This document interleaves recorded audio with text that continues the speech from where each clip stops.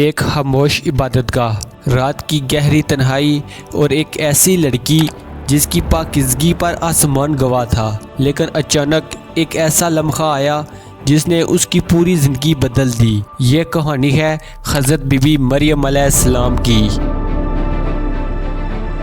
وہ عورت جس کا نام اللہ نے خود قرآن مجید میں لیا۔ حضرت مریم علیہ السلام وہ پاک ہستی ہیں جن کے بارے میں قرآن مجید میں پوری صورت اتاری گئی، اور قرآن پاک آپ کی پیدائش، پرورش، کفالت اور آپ کے ہاں حضرت عیسیٰ علیہ السلام کی پیدائش کے واقعات کو کھول کھول کر بیان کرتا ہے، تاکہ لوگ اللہ تعالیٰ کی محبوب بندی کے بارے میں کوئی شک و شبہات نہ رکھے۔ حضرت مریم علیہ السلام وہ واحد عورت ہیں جن کا نام قرآن مجید میں واضح طور پر ذکر کیا گیا۔ ایک مکمل سورت مریم انہی کے نام سے ہے۔ یہ کہانی صرف ایک عورت کی نہیں، یہ ایمان، صبر، پاکیزگی اور اللہ پر مکمل بھروسے کی کہانی ہے۔ آج کی یہ دستاویزی کہانی ہمیں بتائے گی کہ جب پوری دنیا سوال کرے تو اللہ خود جواب بن جاتا ہے۔ کہانی شروع ہوتی ہے بیت المقدس کے قریب۔ حضرت مریم علیہ السلام کی والدہ حضرت حنہ علیہ السلام ایک نیک اور عبادت گزار عورت تھی۔ ان کے دل میں ایک ہی حسرت تھی اور انہوں نے اللہ کے سامنے دعا کی، اے اللہ، اگر تو مجھے اولاد دے تو میں اسے تیرے گھر کی خدمت کے لیے وقف کر دوں گی۔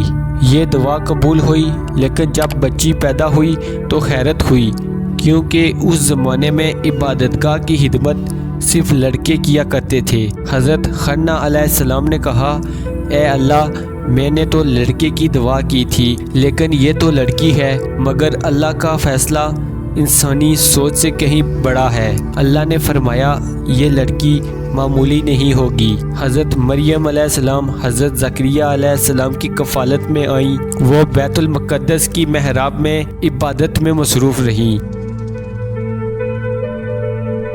قرآن مجید میں آتا ہے کہ جب بھی حضرت زکریہ علیہ السلام ان کے پاس آتے تو وہاں رزق موجود ہوتا۔ وہ پوچھتے، اے مریم، یہ تمہارے پاس کہاں سے آیا؟ وہ جواب دیتی، یہ اللہ کی طرف سے ہے، بے شک اللہ جیسے چاہتا ہے بے حساب رزق دیتا ہے۔ یہ بچی خاموش تھی، لیکن اس کا مقام آسمانوں میں بلند ہو رہا تھا۔ وقت گزرا گیا اور ایک دن حضرت مریم علیہ السلام تنہائی میں تھی کہ اچانک ان کے سامنے ایک انسان کی شکل میں ایک فرشتہ ظاہر ہوا۔ وہ گھبرا گئی۔ فرشتے نے کہا، میں تمہارے رب کا بھیجا ہوا ہوں تاکہ تمہیں ایک پاکیزہ بیٹا عطا کروں۔ حضرت مریم علیہ السلام لرز اٹھی، کہا، میرا بیٹا کیسے ہو سکتا ہے؟ نہ مجھے کسی مرد نے چھوا، نہ میں بدکار ہوں۔ جواب آیا کہ یہ تمہارے رب کے لیے احسان ہے، یہ بچہ لوگوں کے لیے نشانی ہوگا اور رحمت ہوگا۔ یہ لمحہ انسانی عقل سے باہر تھا، لیکن اللہ کے فیصلے ہمیشہ کامل ہوتے ہیں۔ حضرت مریم علیہ السلام لوگوں سے دور ایک سنسان مقام پر چلی گئیں۔ قرآن کہتا ہے کہ درد راہ نے انہیں ایک کھجور کے درخت کے نیچے پہنچا دیا۔ وہ بول اٹھی، کاش میں اس سے پہلے مر جاتی اور بولی بصری ہو جاتی۔ یہ وہ لمحہ تھا جب ایک عورت تنہا تھی، کمزور تھی اور دنیا سے بے خوف تھی، صرف اللہ کے سامنے تھی۔ تب ایک آواز آئی، غم نہ کرو، تمہارے رب نے تمہارے نیچے پانی کی نہریں بہا دی ہیں، اور درخت کو ہلاؤ، تم پر تازہ کھجوریں گریں گی۔ یہ اللہ کی رحمت تھی ایک ماں کے لیے۔ حضرت مریم علیہ السلام اپنے بچے کو لے کر کنویں کے پاس آئیں۔ لوگ حیران رہ گئے، بول پڑے، اے مریم، یہ تم نے کیا کر دیا؟ نہ تمہارا باپ برا تھا نہ ماں۔ حضرت مریم علیہ السلام خاموش رہیں۔ اللہ نے انہیں بولنے سے روک دیا تھا، انہوں نے صرف بچے کی طرف اشارہ کیا۔ لوگ ہنس پڑے کہ ہم جھولے میں پڑے بچے سے کیسے بات کریں، اور اسی لمحے ایک معجزہ ہوا۔ بچے نے بولنا شروع کیا کہ میں اللہ کا بندہ ہوں، اس نے مجھے کتاب دی اور نبی بنایا، اس نے مجھے بابرکت بنایا جہاں بھی میں ہوں، اور مجھے نماز اور زکوٰۃ کا حکم دیا۔ یہ تھے حضرت عیسیٰ علیہ السلام۔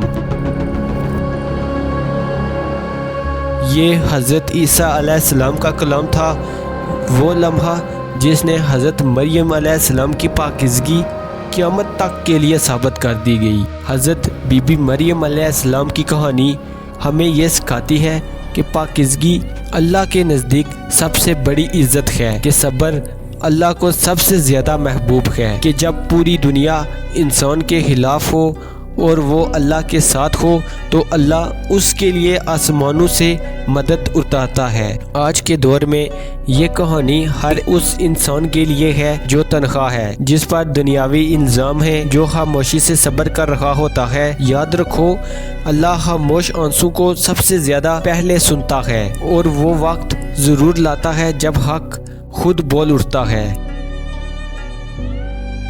امید کرتا ہوں کہ آپ کو یہ ویڈیو بہت ہی اچھی لگی ہوگی۔ ویڈیو اچھی لگی تو چینل کو سبسکرائب کر دیں اور ہمارے نیچے دیے گئے ہوئے واٹس ایپ لنک کو جوائن کریں۔ ملتا ہوں آپ کو کسی اور نئی ویڈیو میں، تب تک کے لیے اللہ حافظ۔